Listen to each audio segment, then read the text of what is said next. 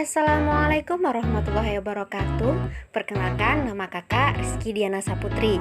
Kakak dari Fakultas Tarbiyah dan Keguruan, jurusan Pendidikan Agama Islam, Universitas Winantasari Banjarmasin. Kakak di sini sedang menjalankan kegiatan PPL 2, yaitu adalah praktik mengajar yang bertepatan di Sekolah Siti Maryam. Di sini kakak akan mengajar mata pelajaran fikih. Mungkin itu saja perkenalan dari kakak. Hari ini kita akan belajar mengenai materi sistem pemerintahan dalam Islam. Sebelum memasuki pembelajaran, marilah kita bersama-sama membaca basmalah. Bismillahirrahmanirrahim. Untuk absen, adik-adik jangan lupa lah untuk mengisi absen yang sudah kakak sediakan di classroom. Langsung saja kita masuki materi. Silakan adik-adik untuk menyimak video penjelasan materi sebagai berikut. Pada hari ini kita akan belajar mengenai sistem pemerintahan dalam Islam. Sebelum memasuki pembelajaran, kakak akan terlebih dahulu membacakan tujuan pembelajaran pada hari ini. Tujuan yang pertama yaitu siswa mampu menjelaskan ketentuan Islam tentang pemerintahan atau khilafah, dan yang kedua adalah siswa mampu menjelaskan majelis syura dalam Islam. Yang pertama yaitu adalah pengertian dan tujuan khilafah. Menurut bahasa, kata khilafah berasal dari kata khalafah yang berarti menggantikan dan dapat juga diartikan kekuasaan dan pemerintahan. Sedangkan menurut istilah, khilafah adalah negara dengan sistem pemerintahan dan peraturan diatur berdasarkan syariat Islam. Keberadaan khilafah secara khusus memiliki beberapa tujuan, di antaranya yaitu sebagai berikut. Yang pertama, terwujudnya kehidupan masyarakat berbangsa, bernegara yang dijiwai dan dibimbing oleh syariat Islam. Yang kedua, terwujudnya keamanan dan stabilitas politik dengan dukungan instrumen hukum yang berwibawa karena hukum dan perundang-undangan bersumber as-syariah, yaitu Allah Subhanahu wa Ta'ala. Yang ketiga, yaitu terwujudnya keadilan di segala bidang. Yang keempat, terwujudnya masyarakat yang taat. Dan kelima, yaitu terwujudnya kehidupan masyarakat yang makmur dan sejahtera. Selanjutnya yaitu adalah dasar-dasar khilafah. Khilafah atau pemerintahan Islam ditegakkan melalui perjuangan dan permusyawaratan umat Islam dan didasari dengan norma-norma ajaran Islam, yaitu sebagai berikut. Yang pertama adalah tauhid atau mengesahkan Allah sebagaimana diperintahkan dalam Al-Quran dan As-Sunnah. Yang kedua yaitu adalah keadilan, yaitu sikap proporsional dan tidak zalim terhadap seluruh umat manusia dalam segala urusan. Yang ketiga yaitu adalah kejujuran dan keikhlasan serta bertanggung jawab dalam mengemban dan menyampaikan amanat rakyat dengan tidak membeda-bedakan bangsa dan warna kulit atau ras.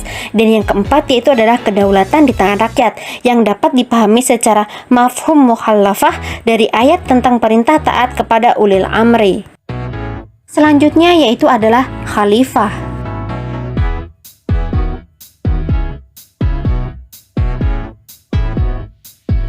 Kata khalifah mengandung arti pengganti, yaitu pengganti kedudukan yang ditinggalkan pendahulunya. Kata khalifah pada umumnya digunakan untuk menyebut pimpinan, pemerintahan atau kepala negara yang berasaskan ajaran Islam.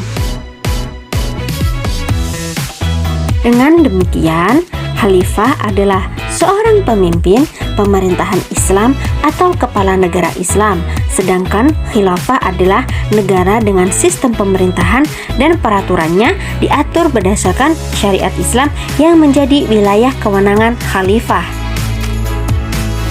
Selanjutnya yaitu adalah cara pengangkatan dan baiat khalifah.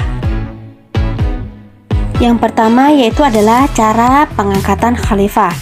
Dengan mengabaikan politik kemazhaban, sejarah Islam mencatat dua cara pengangkatan khalifah, yaitu melalui pemilihan dan melalui wasiat. Cara pemilihan pada kenyataannya juga ada yang secara langsung oleh rakyat dan ada juga yang melalui wakil rakyat yang disebut dengan ahlul halli wal aqdi. Yang pertama, pemilihan secara langsung melalui pemilihan umum, yaitu rakyat yang sudah mempunyai hak pilih menggunakan hak pilihnya memilih satu di antara calon-calon yang ada sebagaimana yang terjadi pada pemerintahan Islam dewasa ini. Yang kedua, pemilihan secara tidak langsung, yaitu pemilihan oleh ahlul halli wal aqdi atau wakil-wakil rakyat yang berhak memutuskan segala sesuatu yang berkaitan dengan urusan umat Islam. Cara yang kedua ini bisa juga dilakukan yaitu dengan cara dipilih oleh para pemimpin umat atau diusulkan oleh khalifah terdahulu. Misalnya, pemilih Umar bin Khattab atas usulan Abu Bakar Siddiq memilih beliau sebelum beliau wafat. Yang ketiga yaitu adalah pengangkatan kepala negara atau khalifah. Ada yang melalui cara wasiat. Cara pemilihan menganut prinsip musyawarah, ijma, dan bai'at. Sedangkan cara wasiat menganut prinsip wilayah dan ismah atau nas dan wasiat. Yang selanjutnya yaitu adalah bai'at khalifah. Setelah penentuan khalifah terpilih, maka sebagai langkah berikutnya dilakukan pembai'atan. Bai'at artinya sumpah janji atas amanah berupa jabatan yang diterimanya. Sedangkan dari sudut pemilih atau pemberi amanah, bai'at dapat berarti pengakuan dan pelantikan sebagai pertanda disahkannya kepemimpinan seorang khalifah. Dalam sistem hukum Islam, bai'at sudah tentu bukan hanya sekedar acara yang bersifat formal belaka, namun bersifat sakral dan memaknai kepemimpinan sebagai amanah dari Allah Subhanahu wa Ta'ala. Sumpah janji bai'at yang dipersaksikan itu merupakan sumpah janji kepada Allah Subhanahu wa Ta'ala. Yang selanjutnya adalah hak dan kewajiban rakyat.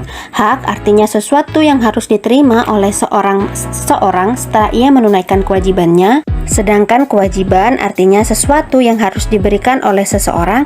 Yang dimaksud dengan rakyat adalah warga negara atau orang-orang yang tinggal di suatu negara. Yang pertama itu adalah hak rakyat. Di antara beberapa hak yang dapatkan rakyat yaitu sebagai berikut. Yang pertama adalah mendapatkan jaminan hidup dan keamanan. Yang kedua, memerdekakan pribadinya.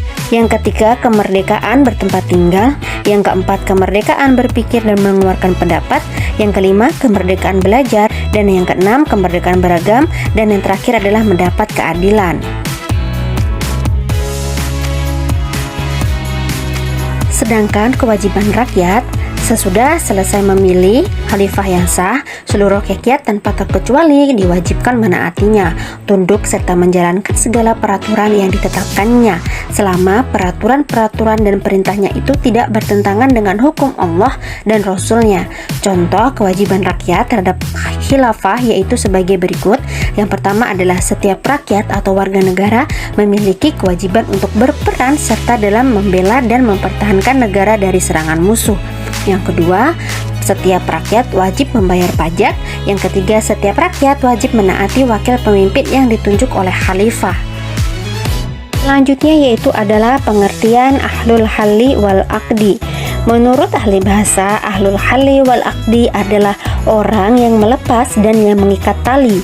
Menurut pengertian istilah fikih, ahlul halli wal aqdi adalah lembaga perwakilan rakyat yang memiliki wewenang memilih dan membaiat khalifah serta melakukan pemberhentian jika telah memenuhi persyaratan untuk melakukan hal itu. Sebagai suatu lembaga, ahlul halli wal aqdi memiliki sejumlah anggota yang terdiri dari alim ulama dan cerdik pandai. Anggota ahlul halli wal aqdi pada dasarnya merupakan putra terbaik dari kabilah-kabilah atau kelompok-kelompok masyarakat yang ada, karena keberadaan mereka dipilih oleh rakyat untuk mewakili suaranya.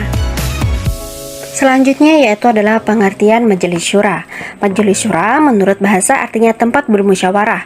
Dalam ajaran Islam, musyawarah menempati posisi yang sangat penting. Musyawarah merupakan media yang baik untuk menyelesaikan berbagai macam persoalan, termasuk persoalan dalam pemerintahan. Disinilah posisi strategis majelis syura. Segala persoalan hukum dan pemerintahan dapat diselesaikan dengan media majelis syura.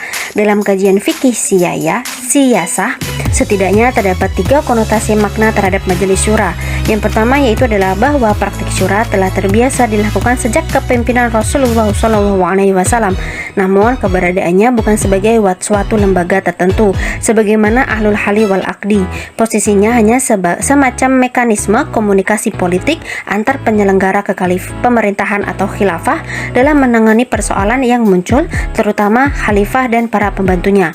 Yang kedua yaitu adalah majelis syura merupakan pengembangan lebih jauh dari ahlul halli wal aqdi, sehingga di samping memiliki fungsi permusyawaratan, majelis syura juga berperan sebagaimana yang diperankan ahlul halli wal aqdi dalam pengertian seperti itu. Antara majelis syura dan ahlul halli wal aqdi merupakan sebutan dari suatu lembaga yang sama. Yang ketiga yaitu antara Majelis Syura dan Ahlul Halli wal Aqdi merupakan dua lembaga yang berbeda. Majelis Syura sebagai majelis tertinggi semacam MPR untuk di Indonesia, sedangkan Ahlul Halli wal Aqdi merupakan lembaga legislatif seperti DPRD untuk di Indonesia. Selanjutnya yaitu adalah syarat-syarat menjadi anggota Majelis Syura. Di samping itu, persyaratan khusus bagi anggota Majelis Syura adalah memiliki kualifikasi sebagaimana persyaratan bagi mujtahid, seperti harus memiliki kemampuan dalam memahami nas dan dilalah yang dikandungnya dan kecakapan tentang metode pengambilan hukum atau istinbat dan seterusnya. Dan selanjutnya yaitu adalah hak dan kewajiban Majelis Syura. Dalam struktur pemerintahan, setiap lembaga tinggi memiliki hak dan kewajiban sebagai garis pembatas atas kewenangan masing-masing lembaga. Demikian juga dengan Majelis Syura. Setiap keputusan lembaga ini merupakan keputusan yang mengikat dan harus dijalankan termasuk oleh khalifah. Secara lebih khusus, hak-hak yang dimiliki Majelis Syura adalah sebagai berikut. Yang pertama adalah melakukan pemilihan kepala negara atau khalifah. Yang kedua, hak dan wewenang membuat undang-undang. Dan yang ketiga, melakukan pengawasan terhadap jalannya pemerintahan. Atas hak tersebut, dewasa ini berkembang konsep hak impeachment atau panggilan untuk meminta pertanggungjawaban atas penyelenggaraan negara. Kewajiban Majelis Syura ada dua, yaitu yang pertama adalah mencari langkah-langkah untuk penerapan hukum syara dan membuat undang-undang atas berbagai persoalan yang tidak ditemukan dalilnya secara rinci dalam Al-Quran dan Sunnah. Mungkin itu saja materi pembelajaran kita hari ini. Terima kasih. Sebelum menutup pembelajaran, marilah kita bersama-sama membaca hamdalah. Alhamdulillahirabbil alamin. Kakak selaku pembawa materi pada hari ini meminta maaf apabila ada kesalahan dalam saat kakak membacakan materi pembelajaran. Terima kasih. Wassalamualaikum warahmatullahi wabarakatuh.